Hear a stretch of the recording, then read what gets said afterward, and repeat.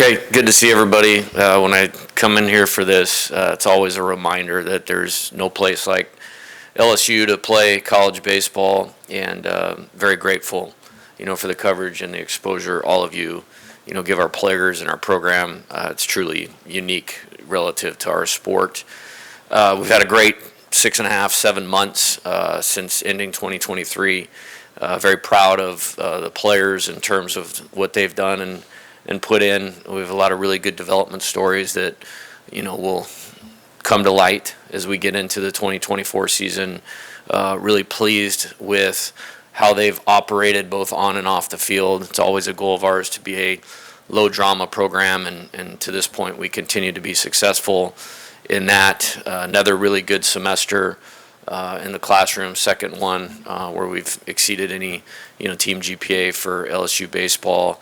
And as I said, a lot of work on the field. Again, for the third year in a row, we've had a ton of transition in terms of our coaching staff, and couldn't be more convicted that we definitely have the right guys in the building and the positive impact they're having, on our players, and have mixed well with myself, Coach Jordan, Coach Wanaka, Jamie Tutko, but adding Coach Yeski on the pitching side of things, Coach McMillan on the strength and conditioning side of things, and Terry Rooney has been a massive lift for us, and really happy with how we're operating on a daily basis in terms of moving the way that we want to. Logistically, how this will shake out is we'll have 18 practices over the next 21 days with 3 off days. Those will, largely depend on weather. My hope is to scrimmage 11 or 12 times, over those 18 days, and get ourselves prepared for opening day. No different than usual. We treat the season like a 56-game playoff, and it is in college baseball. And so the goal is to have our team as ready as we can, for opening day. And then, we're obviously going to need to improve and find out what our best team is as we go. But really exciting time in terms of attacking the challenges that 2024 presents.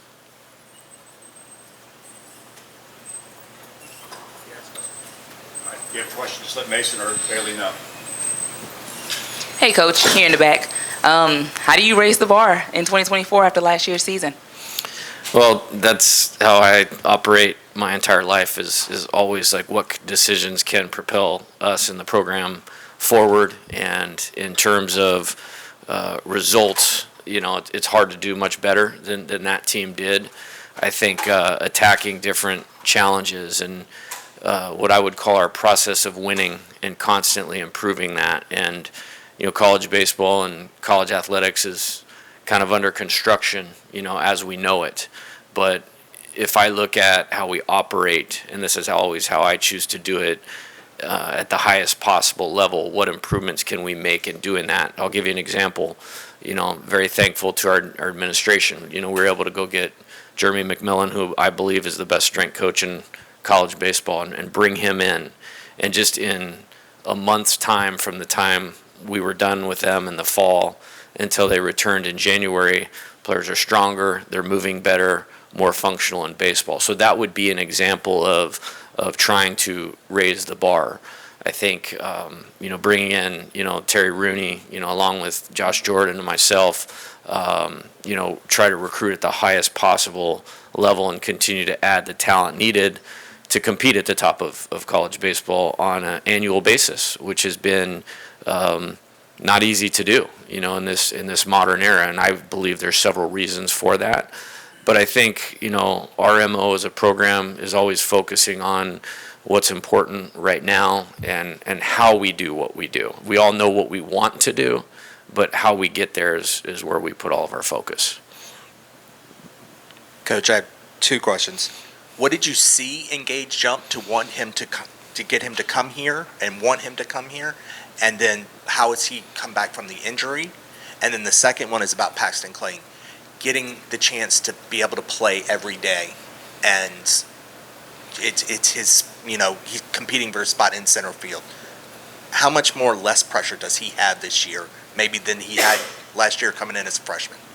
Yeah, in reference to Gage, I recruited him extremely hard at Arizona. It's one of those guys that when you're out there, like, we have to have this guy. And very rarely do you get this talent meets character, meets competitive, meets, maybe he's a tick undersized, so we might be able to squeeze him through the Major League Baseball draft out of high school. And we worked hard. We didn't get him. He chose to go to UCLA, but in that process, I felt like we built a good rapport and relationship. And with that, when he decided to go in the transfer portal, it wasn't that hard to reconnect. And then you're looking at some of the stories of last year's team and what that team accomplished and what guys that maybe were in a similar situation a year ago, how coming to LSU elevated them and where they wanted to go. It was a attractive, deal, but was the number one priority, in terms of what we were going to do in the transfer portal. And maybe we're a little lucky that he was a little bit more under the radar because he missed last season. But, once I saw that, it was, let's try to get this done. Now, returning from the injury, he missed the 2022 season. We've been very deliberate about that. I think he threw a total of 6 innings in the fall, and we built him up he threw 1 inning, and then 2 innings in the 2 outside scrimmages against McNeese and Louisiana Lafayette. He'll throw 2 innings, today or this weekend, and, we'll build him, accordingly, to be effective as he can be at the beginning and improve as the season goes along. But he's responded really well. In regards to Paxton, massive, get for us to, once he opened up as a recruitment, to get him back to LSU. And, it's easy to forget that, he was hitting leadoff opening day last year on that team. And so that says everything you need to know about what I believe, Paxton's capability and ceiling is. I have great faith in him. I think he's made some great strides in his development. He's one of those guys, as I said, I'm excited for everyone to see the fruits of the labor of the work that they've put in, in his case, both physically and mentally and experience. Let's not forget he grew up in Pennsylvania, which, because of weather, you have to overcome that in terms of your baseball development. And, he had a couple injuries last year, which, didn't allow him to maybe stay in there, but was starting a game in the SEC tournament, had 100 at-bats, had a very successful 100 at-bats. I think you'd be hard-pressed to find 10 more freshman players in the SEC that had as effective a season as Paxton. So it's his time, and I'm super excited about that. And love coaching him. He's a great kid, great talent, and really happy for where he's headed.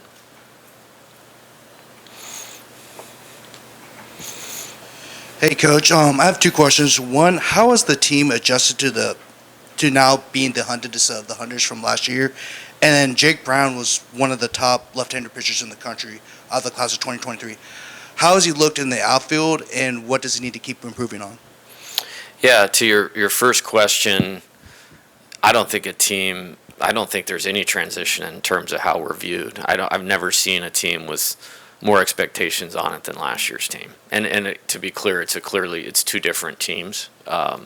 So in terms of the returning players, they know exactly what's coming because it was coming in the same wave last year. I think, our whole thought process behind that is we're not defending anything. When you're being hunted, you're kind of on defense. We're not doing that. We're attacking 2024 and this opportunity. And we've put a lot of time in explaining to the team exactly what that looks like from a mindset standpoint. And so feel really good about that. In terms of Jake Brown, obviously one of the best high school players in the country, much like, Paxton, we had to work hard to get him through the MLB draft, and we did. And love the fact that, he's from Louisiana and how much he loves LSU, and playing here meant something.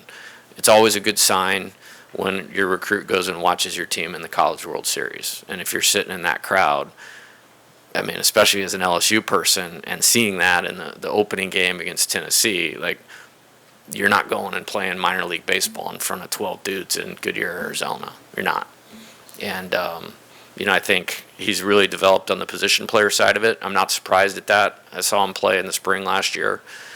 when his team was over here playing locally. And he's a great athlete, has the right kind of toughness, and there's a lot of guys that fit into this category, but he's what I want, an LSU player or incoming player to be, and really happy about Jake on both sides of the ball. Goodyear is lovely this time of year. It is this time of year, for sure. Not in July.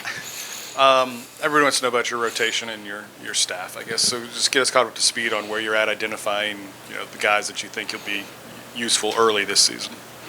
Yeah, in terms of the pitching staff, we like where we're at. It was a really deliberate effort, really from the first day of being here to improve or upgrade the pitching talent. It's obviously the most important part of winning baseball. Winning starts and ends on the mound. So I think we did a great job over 2.5 years or 2 years leading into this school year of assembling and collecting a lot of pitching talent. And I think last year's pitching staff was great. It was so deep that we were able to survive injuries and still win the national championship. I think we're in a really good spot. The next few weeks will determine a lot. We're going to be super deliberate in terms of building up pitch counts. There's certainly more than 3 guys that we're extending their pitch counts. We have 8 games in the first 10 days of the season, trying to fit in the 56 in 14 weeks. And I'm excited about that because I think we're well positioned. Obviously at the end of the season last year, there wasn't 4 better pitchers in the country than Thatcher Hurd. Obviously from probably the time, had a great close game at Auburn, really kind of epic 5-inning performance at Georgia to help us win that game in 12 innings, outstanding effort in the SEC tournament. Maybe the performance of the season here in the regional against Oregon State in the lightning delay game. Didn't actually have to use him in the super regional, but held the number 1 team in the country to 1 run over 6 innings in 2 appearances. And then obviously a phenomenal performance in the championship game. So he's obviously, in the top of that mix. We talked about Gage Jump. He'll definitely be a part of that mix. Adding Luke Holman from Alabama, maybe as important as anything that we did to improve this team. I think he was one of the top pitchers in the league last year that will be returning this year. And so you probably start there. I think there's another layer of the staff. Nate Ackenhausen is, I trust Nate with my life. That performance against Tennessee was amazing.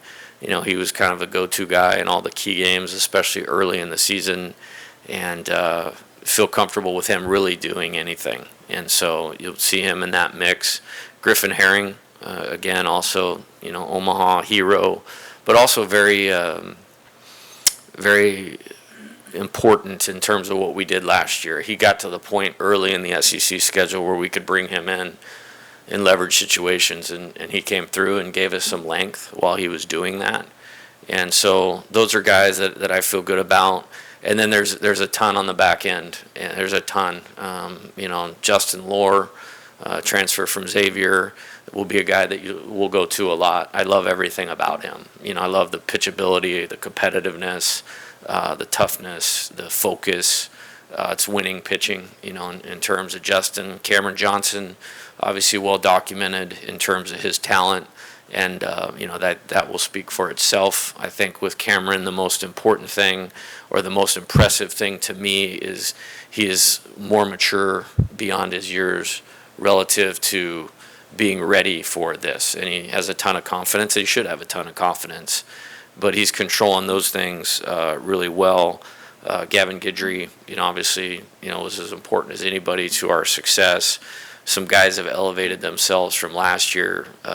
DJ Primo, Aiden Moffitt. Both those guys essentially didn't pitch last year. They'll be moving on to professional baseball after next year when it's their time. That's how much talent they have, and really excited about what they've done, with Coach Yeski. Christian Little, very good fall. So really happy about that. And Cade Anderson, another freshman that has got a chance to be a superstar. I would include him in that potential starting mix. I like the fact that we could be right-handed when we need to, left-handed when we need to, depth, matchup. And so I think we're in a really good spot. Hey, Coach. With Josh moving to second base, what's the chemistry sort of look like between him and Michael Braswell up the middle?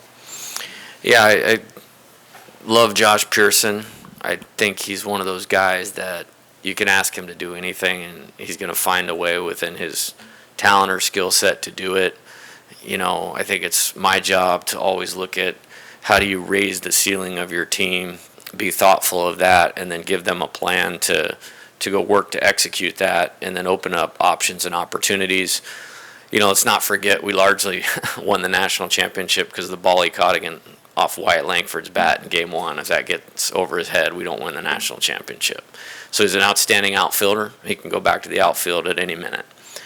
He's a clutch hitter, and the efforts that he's made, from the end of fall baseball till now, he looks like a second baseman, and I'm proud of him for that. I think Michael, as you mentioned, Michael Braswell has done a great job of moving him forward a little bit. For a guy that hasn't played a lot of college infield with Josh, watching them work together has been really good, and really excited about that. And it gives us lineup flexibility. Obviously, we could put him back in left or right field at any time. The thought that we could play him at second base is good, and creates the depth kind of that we need, because if there's one area that depth's been something that we've had to pay attention to, it's been with infielders, and again being deliberate in who you go about getting in the portal, like we did with Michael and Ben Napolt. Having Josh in there gives us, in my opinion, 5 good options in the infield, and I feel a lot better about that now. Yeah, right over here. You mentioned, just kind of building off that question a little bit, just positional versatility with guys like Josh and then Jake Brown, Brady Neal, Hayden Trinsky, all seeing different positions. How deliberate was that as a position as a whole, just to kind of get a number of guys action at different spots this offseason so they can provide you that versatility, and what are the benefits you could see of that during the 2024 season? Well, the benefit was we knew we needed to improve the pitching staff, and so we did that. And so when you're recruiting more pitching, investing in more pitching, in terms of scholarships, the number on that position player side goes down in terms of guys ready to step in and win an SEC game. So the fact that they can do multiple things really helps. You mentioned the catchers with, Brady. I have no problem throwing Brady second base, third base, left field, right field as just a ball player. Hayden, we'll see a lot of time with DH at bats. There's no question about that. I think he'll be one of the most dangerous hitters in college baseball this year, and we're working hard to keep him healthy and in position to do that. Alex is probably exclusively a catcher. Jake Brown can play all 3 outfield spots, can play first base, and it helps a lot, especially with maybe the construction of this roster in terms of where we sit today. The fact that guys can move around is going to help us with depth, with matchups, because it may not be quite the same in terms of bodies. I believe that it will be at some point, whether that's this year or next year or what, because guys are really developing in front of our eyes, and we've seen some of that since we've come back, but it really helps, on this team. Hey, Coach. Christian Little, one of the guys that you talked about wanting to take that extra step of development moving into the season. You said he had a great fall, but can you elaborate a little bit on that development towards the team this season? Yeah, I think one of my favorite things about coaching college baseball is that development happens at different times for guys. And Christian, decided to go to college a year early, and that's a big jump. That's a big jump in the Southeastern Conference, going from high school baseball in Missouri to the moon is the way I look at that. And so, there's some scars in that, and that's how you get better though. We have a saying with the players is, not everybody likes to get messy, but the messy is where the development happens. And he's had success. Had some great outings, closed out that win at Texas last year, threw great against Kentucky here to start us off in that game, got us out of a big jam somewhere else in SEC play, finished the game at Texas A&M. So he was a contributor on the national championship team, but when you look at his ability to throw 4 pitches for strikes, movement, velocity, makes the ball go down, can soften hitters up, we all believe in his ceiling. And so I think he put in a lot of work in the summertime on his own and then came back in a better place. And I think the working relationship with him and Coach Yeski has been really good. And I'm excited to see that. And I'm looking forward to, the maturity side of it, the mental side of it, that will allow that talent to show up consistently, because the talent is good enough to, when it shows up consistently, you're talking about a high impact difference maker. Here, you mentioned the conviction of knowing that you have the right guys in the building on a staff-wise. Are there specific examples that you could maybe elaborate on that you saw this fall, where it's maybe some feedback from the players or the coaches saying, hey, this is the right guys? Yeah, for sure. Happy to. And looking at, the guys that were here last year, Jamie Tutko as an example. There's one person that stands next to me in the dugout, and I trust Jamie with my life. And the amount of work that he and I and the rest of our staff put in from a scouting standpoint to make sound in-game decisions super important.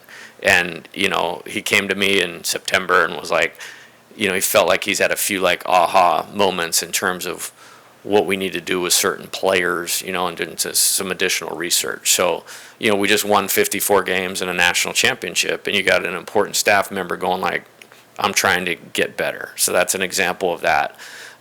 With Coach Wanaka, super important, to me, the only coach that's been on my staff the whole time, the effort he puts into positioning the defense, individual work with players, us being in lockstep with developing our position players. That's just continuing to grow. And really, I mentioned the work that some of these guys have put in. They look different now than they did in November. Physically, standing in the box, maturity-wise, all those types of things. Josh Jordan, we had another good, recruiting cycle for pushing it forward. And, you can't work any harder than Josh. And then Terry has added that same element. This is all I do. This is all I do. And those guys are here before me, and they leave after me, which is nearly impossible. And so that makes you feel good. And then, to your point, player feedback and pitcher feedback on Coach Yeski's been phenomenal. And that's why I brought him here. I brought him here to know exactly what I was getting out of a pitching coach. And we haven't even seen the best of it yet because the games haven't started. That's where I think he really adds a tremendous amount of value. But, talking about Christian Little, the improvement there, DJ Primo, we had him and Coach Yeski working one-on-one in the mornings all fall. And that worked really, really well. And you're taking a guy that redshirted, couldn't even put him on a mound, and you'll be in the game at important times. And so, in its totality, Coach McMillan, on the strength side of it, Isaac Trujillo in the training room, and feel real good about it. Coach, what did last year teach your returning players, and what can it teach your new players that even in the national championship season, there'll be losses, there'll be struggles, there'll be times where some fans will say this team's not going anywhere, and to block out the outside noise and, maintain the course? I think valuing the work you put in every day, and when you know that you've put maximum effort towards preparation and readiness to execute your job to help the team win, that you can play with a bunch of peace of mind. And I think that's what we did. To be number one for 12 or 13 weeks in a row, that's amazing in the SEC. And, I think this year's no different. I saw something like there's 9 ranked teams, 7 teams in the top 10. Nobody does what we do. Nobody plays the schedule that we play.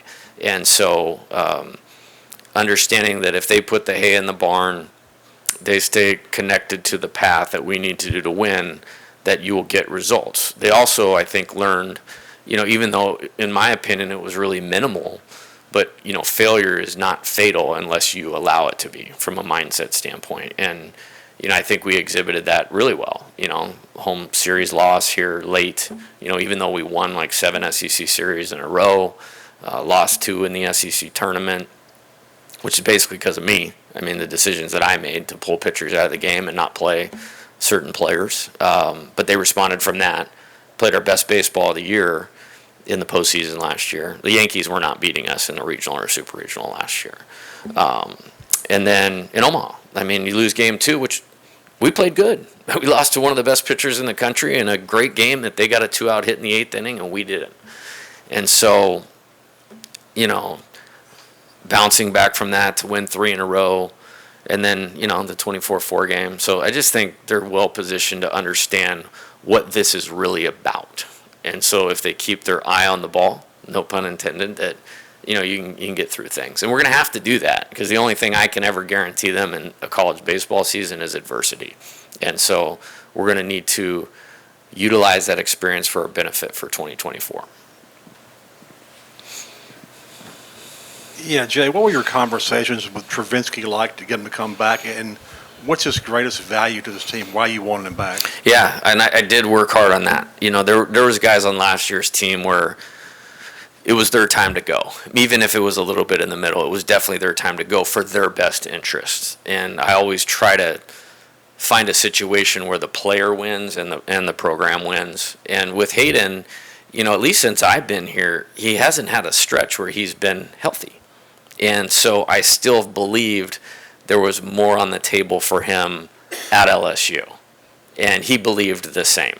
And it is really cool to see that type of maturity, because he definitely could have been drafted and signed. I mean, that was all him to decide that he wanted to do this. And so in terms of value, I already said I think he will be one of the most dangerous hitters in college baseball this year. I mean, I think he's gotten better. I thought he got better last year. And throughout this fall, the maturity in the at-bats is what you'd expect of a guy with that talent, with this experience to have. Now it's our job to keep him healthy, keep him on track, and really pleased with Hayden, Alex, Tommy, Thatcher, Josh Pearson, Will Helmers. Those guys saw the value of great player leadership last year, and maybe one of those lessons that Jock was referring to, and they're paying that forward in a big way, and he's right at the center of that. Hey, Coach. Brady Newman obviously contributed in a really, really big way last season, for the better part of the season, before his injury. After that injury, how did he kind of shift in ways that he can still contribute, but obviously in a much different way? What did those roles look like? What was his attitude towards those roles? Yeah, Brady, again, like Christian, he skipped his senior year of high school. And probably lucky for us, because he probably wouldn't be here had he not done that. And he was a huge part of our team. We were never not the number one team in college baseball with him as the everyday catcher. And that was a blow at the time, and luckily we were well positioned with Alex and Hayden to overcome that. And I remember it was pretty clear he was going to be out for a while when he got hurt, and you know, I grabbed him the very first game. He wasn't playing, and I just pointed at Cade Beloso, and I said, hey, I want you to watch every single at-bat that Cade Beloso takes the rest of the season, because if you can do this, along with all the other things that you do well, you're going to leave here a very happy player, and there's going to be a pro team that's going to be really happy to draft you really high someday. And, you know, it was a tricky injury, so it wasn't like, hey, just rehab and get better. Like, it needed the time that we gave it, and he's in a good spot now. And I think he grew a ton, and that's part of why guys need to come here. And it's just, we want it to be all sunshine and rainbows, you know, Dylan Cruz from the first AB of his life till, you know, singling to center field in his last, and it just doesn't happen like that. And so I'm proud of him. I'm proud of his growth and development, and just the conversations he and I have now on a daily basis are much more advanced than they were a year ago. And, you know, he's going to be a huge part of this team, you know, this year and next year. Trey was so good for you at first last year. How are you positioned to field that position now? Yeah, Jared is going to probably be the first baseman as of today. You know, much like Paxton, that's a guy I want to get behind and go. And as long as the mindset is right, then I feel good about that. He's a huge target. I thought he was so good, or maybe a little more advanced than we thought, that it allowed us to past the time where Trey was hurt and couldn't catch the ball at first base from a throw across the infield, that we could leave him in the outfield. And Jared, over 300 and hit 14 homers in the SEC as a freshman. That's great production. And he's super competitive. He's obviously super talented. We've survived 2 years of Coach Kelly not trying to drag him over there and play D-line. So that's a good thing. I texted, somebody around him and just like, hey, make sure he's continuing to get his work in over break defensively, because defense at first base, as we saw, is one of the most undervalued things in baseball. But I like where he's at right now. That's just kind of my follow-up. It's different athletically, right? But it doesn't mean it can't be successful. Yeah, for sure. And again, the player you're talking about, pretty special. Sometimes he would just fall on the ball and I'd have no idea how he caught it. Special hand-eye coordination, confidence, all those types of things. But we had a little joke, Jared and I, going through this year. It's and it's already broken, hey, I never want to hear how good a first baseman Trey Morgan is again, because they already forgot, because you're just doing your job. You don't have to be spectacular Gold Glove like that, but that you're just doing your job. And I think he's even doing a little more than that right now. So I'm excited about that. You mentioned Cade Anderson earlier. Just what have you seen from him since he stepped on campus, and how big of a role can he have this year? Yeah, really pleased. I think had he not had the injury in high school, he may have been difficult to get to college. And it's one of those things that maybe we got lucky. I think the poise, far beyond the years, the athleticism, the confidence, so those mental game pieces where players have to develop the most, probably. He checks a lot of those boxes. And then you talk about explosive life on the fastball, the breaking ball going down, soften up with the changeup. It's pretty good. He's really good. And, same kind of thing. We're trying to bring him along back from the injury in a intentional way, in a smart way, because, that's a huge piece of LSU baseball moving forward, like Cam and like Jake Brown and like Steven Milam, Ashton Larson. So, I think you said you were recruiting while you were in Omaha, right? Yes. Having to recruit. I was wondering how long did you allow yourself to celebrate the championship? And obviously everyone talks about you win a championship. It's easy to want to take a breath and enjoy it a little bit, but how have you tried to have the mindset of, as you said, attacking, and how are you trying to translate that to the team? Okay, that was a lot, Scott. That's okay. No, it's all good. Definitely work needed to be done in Omaha, and I'm very proud of what we accomplished while we were there. We got Michael Braswell, we got Justin Lohr, and we got Kate Woods, all while we were in Omaha, and we were setting the table for Luke Holman, Gage Jump, and Mac Bingham. And so I feel like we executed that really well. As far as time off and enjoying, this is interesting. I tried not to go to bed on the Monday night after we won. I made it till about 4:40. And then the next day we flew home, and that was great, the flight, and got back. And then, it was just like, hey, there's a few things I need to do. Nobody was worried about us getting our appropriate time to celebrate. So I remember doing some things the next day. Celebration was phenomenal. But then Thursday and Friday, we had individual meetings with the team, and, got on a plane Saturday morning. And it was fun seeing a few of our supporters at the BTR airport going what are you doing? It's trying to do it again. And went out and saw Luke Holman, that day. And so that was kind of the timeline on that. I think as far as your question, which that's where my focus is at, is, honoring the process of how we roll, for lack of a better way to say it. And I'm really pleased with the players right now. There is just a attitude about we need to go about this a certain way, to try to keep our seat at the table, or make our seat at the table, because we have a great schedule, we have great challenges. It's another up year for the SEC. Everybody's getting twice as many players as we are in the portal, and so there's some challenges, but how they're going about attacking those challenges has been really positive. There's no complacency, and just this thought that there's a need to accomplish something for them. Last year it was, we need to want to get back to the top. Again, one step at a time, but program hadn't been to Omaha in 6 years. And then now it's about them creating their own legacy. Not easy to do. This is the best program in college baseball. There's only one time in the 2000s have been to Omaha back to back. So that tells you how hard it is.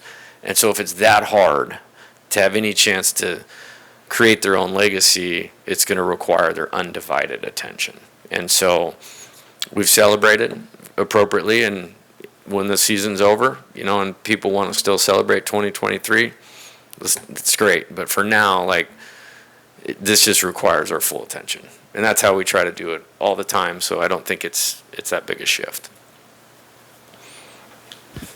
Zeb Rea obviously was a guy who redshirted last season. What has he sort of done, I guess, over the last 8-9 months to sort of prove that he could be a guy who could help you guys out this season? Yeah, Zeb had used his time well last year while he was redshirting. He added some strength. He went out to summer ball, had a really good summer. Cal Ripken League for the Bethesda Big Train. Had a good fall, played well in the outside games. And, I love his work ethic. I love his toughness. Again, he is an exact type of person that we need and want in the program. Understood, the situation last year. And it's a competitive situation again this year, but there's at-bats for him to get. And he's one of those guys that early returns in terms of how he looks today is better than how he looked in the fall. And I wouldn't expect anything less because of the work ethic and the character of the person. And we're trying to give him a really specific template, as we do all the players, of where we need them to get to make the best impact on the team. I think he's definitely doing that. Hey, Coach, back in the back again. Back to Tuco. You mentioned him earlier. Tuco, excuse me. I'm assuming you know about the situation with the gentleman helping his mom in the airport, and he was offering LSU tickets. Yeah. What does that say about his character? Yeah, he's a 10. Yeah, that's one of the most important people in my life. There's probably 5 of them. Jamie's on that list, But that's classic him, and everybody's like, whoa, what a cool story, and this and that. I see it every day. So it is a cool story, but I'm not surprised just because that's how he is. Hey, Coach, in the back here. What are some of the unique things that Tommy brings to this team, and what are you hoping that he could add to his game this season? Yeah. What is wrong with you people? It took us however many minutes to get to the best hitter in college baseball. Good job. He's special, dude. I mean, just the competitive nature is second to none.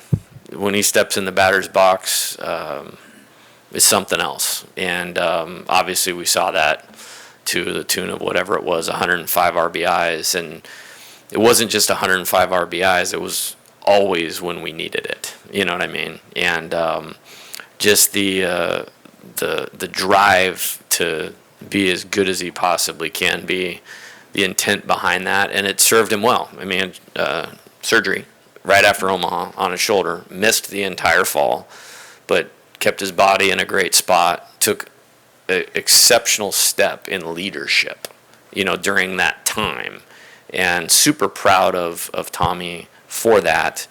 And then, has rehabbed in a way where he's ready to go. And you wouldn't know that he didn't take an at-bat for 6 months, the way he looks right now. And so I'm proud of him for that. So just complete is, again, the word that I would use, and super excited about him being here this year again. Coach, the role that you see for Gavin, do you see anytime middle infield kind of thing, or is it Gavin Guidry, the pitcher? And what have you seen in terms of the development of Gavin this year and through the fall on the mound? Yeah, he's going to mainly focus on pitching. With that being said, he's such a good athlete that when you trickle down the roster for SEC play, I have no problem putting him in to play defense, run, step up to the bat, execute something. But we're going to put the focus on pitching because I don't want to say we didn't throw him into pitching. We built him up to pitch last year, but he didn't pitch in the fall last year. And the load that he took on throughout the season, we did not have him pitch in the fall. We went back to the position player thing, and so kind of slowly built him up again. But I'm really excited for him to be able to dive in on this and this alone and see where we can get his ceiling. And as a competitor, he's going in the game. I mean, that's just how I feel. Like when he's on the mound, I feel like you're going to win. And there's a lot of guys on this staff that I feel that way about. So I think there's some untapped potential by focusing on that, but we're not abandoning the potential to contribute on the two-way thing. We're just going to put more focus on the pitching for his benefit. What were your first thoughts when you heard Michael Braswell was going to be leaving South Carolina? And how important is it that he came to LSU? Yeah. So my first thoughts was he went in the transfer portal, and I yelled at Josh, like, get me his number, like, yesterday. And so he did, and we called him, and he's like, hey, Coach, we had just beaten Kentucky in the Super Regional. And if you remember, the game 2, that was the game, like, Jordan made, like, 3 ridiculous plays. Like, ridiculous, like Major League Baseball caliber plays. And I remember being happy we're going to Omaha, but the way my brain works, like, man, it's going to be hard to replace, that caliber of defense. And so I was talking to Michael, who was excited to hear from us. He's like, yeah, I'll come down when you guys get back from Omaha. And I was like, no, why don't you come tomorrow? And so he flew in the next day, and we had a good couple days. And I think, the day before the first game in Omaha, he called and said he was going to come to LSU. And he means a lot to our team, and this is with great respect for our other players. It's kind of hard to imagine our team this year without him, and he's done a great job defensively. He's better than I thought, and I always had a high opinion of him. Like, we brought him here because I liked him. Whenever we were scouting another opponent that South Carolina was playing, myself and Coach Wanaka were like, man, this would be a great guy to have, just casually saying it. And then when we played them last year, both in Columbia and in the SEC tournament, like, I thought he took very mature at-bats. And I just like how he plays. Like, it's just like it's this guy that's going to make everybody else around him better. And that's absolutely the way that it's happened. And so when he went in the portal, it was like, no, man, you need to show up. And so he was here the one day between us, winning the Super Regional and leaving for Omaha. And thankfully, he chose to come here, and it's one of those deals that's mutually beneficial. Him and Coach Wanaka have put in a lot of work on the offensive side of it, and I think he led our team in hitting in the fall, and has a really good idea of what he's doing right now. Just about time to wrap up with Coach Johnson. Anyone else have a question for Coach? One more for Michael. I can't get Dan to get on a mic, so can you give us any facility updates, any wish lists, things that obviously won't be time for this season, but something you're looking forward towards in the future?